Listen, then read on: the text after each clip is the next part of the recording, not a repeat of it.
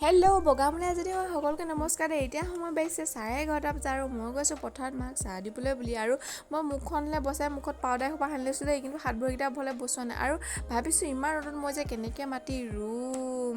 আৰু ইয়াত দেখিছেনে আমাৰ ফাদাৰে শুকা এটা পাতিছিলে, পোনা পোনা মাছ কেইটামান লাগিলে। আৰু এইখিনি মাছ ভাবিছোঁ পুখুৰীত জীয়াই দিম, মানে পুখুৰীত জীয়াই দিলেতো ইয়াৰ পৰা সৰহ মাছ হৈ যাব ন, এইখিনি পোনা খাবলৈও ভাল নালাগিব।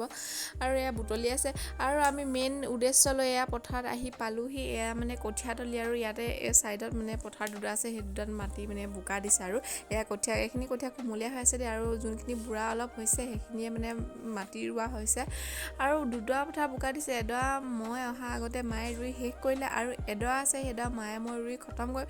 আৰু মানে মই বোকাত নমা আগতে ভাবিছোঁ ইমান ৰ'দ নহয়, মানে মই কেনেকৈ নামিম। ৰ'দ দিছে বুলিতো নোৰোৱাকৈ থাকিব নোৱাৰোঁ ন, আৰু সেইকাৰণেতো ৰুব লাগিবই যিহেতু, সেইকাৰণে ৰুবলৈ গ'লোঁ।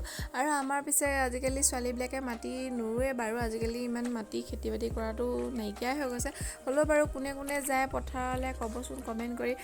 গৌৰৱে মানে কোনে ক'ব পাৰিব যে মই কঠীয়া তুলিব আৰু মাটি ৰুব পাৰোঁ। কিন্তু মই দেই সৰুৰ পৰা মাটিৰ লগত থকা যিহেতু, সেইকাৰণে মই মাটি ৰুব জানো। আৰু এয়া আমাৰ সৰু ছোৱালীজনীও মাটি ৰুইছে দেখিছেনে আপোনালোকে।